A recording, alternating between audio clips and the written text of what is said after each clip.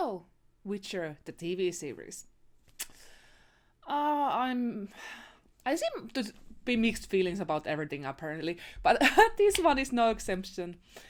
I love fantasy. Fantasy is my genre. If there's a chance to have fantasy TV series, movies, whatever, I'm there. I'm just always gonna watch them, no matter what, even though I might dislike them. A lot of potential for the season 2, but a lot of tropes that I hate. And I get, okay, the books were written in a different landscape. They are quite old already, and this apparently was quite faithful to the books. I have not read them. I haven't played a game, so I'm just gonna review this as its own entity, not as adaptation from books. Okay? So, basic things. I like the casting. I think the casting was quite nice. What I disliked was the character of Gerald. I have seen this guy in so many things. The unemotional, stone-faced killer, and I'm just, no, can we do something else, please? And also, he's one of those, stone-faced, manly man who will sleep with everything. Seriously, go back and watch it, and do not tell me that he does not sleep with every single woman he's left alone with. And that makes me fear for Siri. Okay? So yeah, not the casting, just the fucking character. I cannot stand this character anymore. I want to see something else. It's okay if we have this character as a, side character, but please, can we not make him a main character? He's so boring. I don't care what happens to him. I have no desire to know what happens to him. I feel nothing. Luckily, there's a lot of other characters in this one that kind of save it for me. I'm way more invested in everybody else, basically. Siri, I end up liking, even though she's quite passive character at first, especially. But you kind of get it. She's being hunted, so she's basically driven by the fact that she has to evade capture, and she's just going with the flow and trying to find Gerald. So she's quite passive, but she still have some characteristic that I did like. And I'm excited to see how it will go. Maybe she will grow, because I see a lot of potential in her. And I honestly, I do see some potential in Gerald too. I hope it's gonna go better, but yeah, not counting on it. But Jennifer was the one that completely saved this for me. She was so interesting. I did like her a lot. I liked her progress. I liked her arcs, like her arc, and I'm excited to see her in the future. I just want to know what happens to her. She's quite interesting character, and I like this message of even if you get what you kind of always wanted, you will want more unless you're gonna be able to be happy with yourself.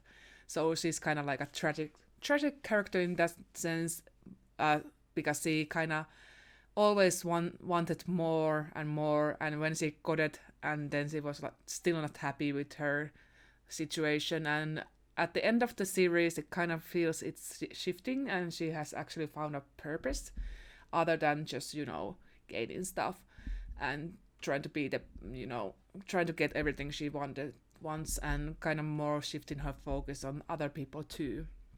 So I loved her a lot. She was great. So, and yeah, there's other characters that I liked. I have to mention the comic relief character that usually goes badly, but it's I forgot his name. It was so hard to pronounce. Just a moment. Jaskier? Jaskier?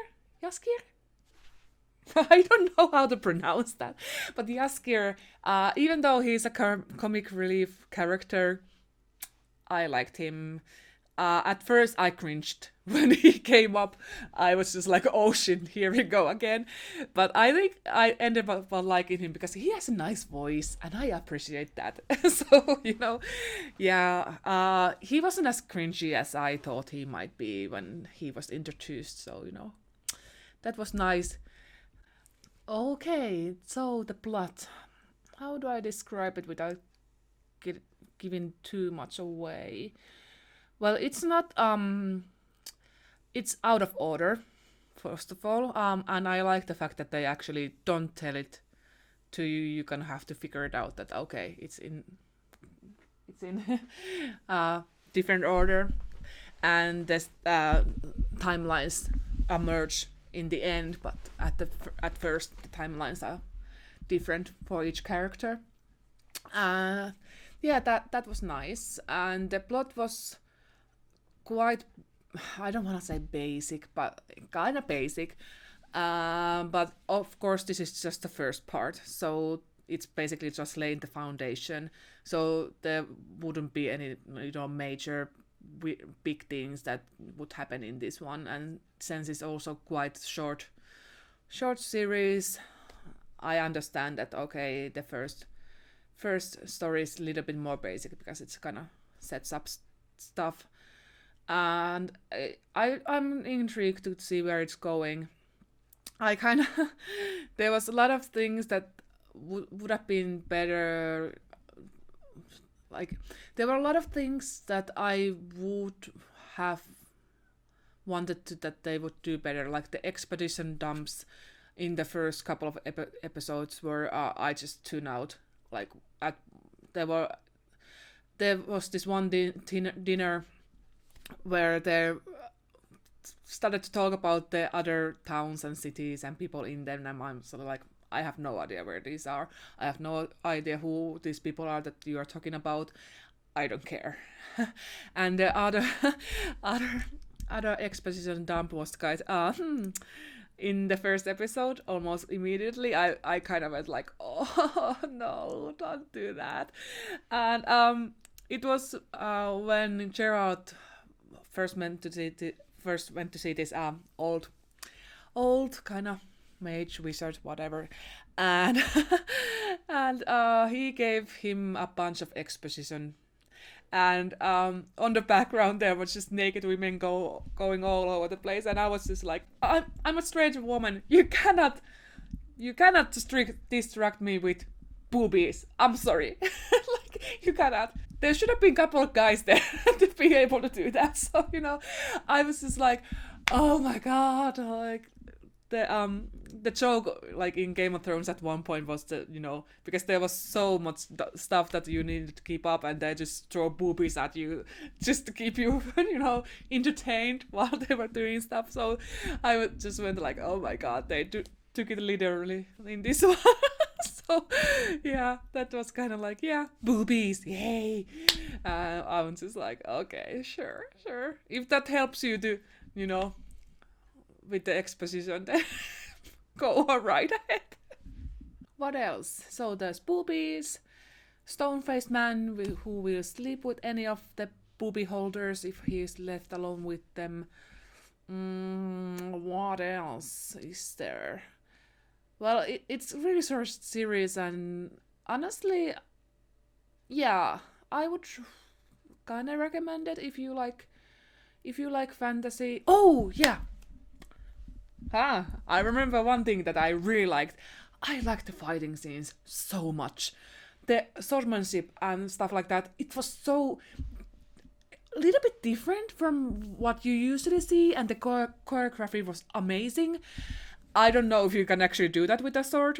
you have to ask somebody else. But yeah, they were visually really nice. I like them. They were a little bit different from the usual stuff. So yeah, that was something I really enjoyed. The fighting scenes were amazing. So yeah, hopefully we are gonna get more fighting scenes in the future.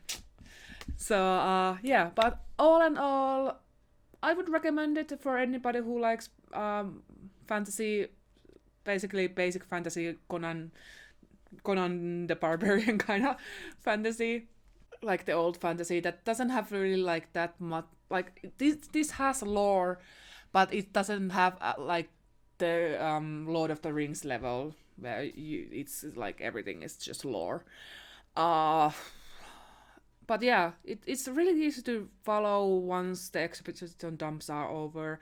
There were here and there the dialogue was kind of not natural, but it was okay. It didn't bother me that much. I have seen way more unnatural dialogue. And yeah, I'm excited to see where it's gonna go. And if you find my my reviews kind of funny, it's because like I can hold the position like I like it, but it has falls. So lots of like I can like something that is imperfect, and I'm able to speak about the imperfect stuff while still liking this thing.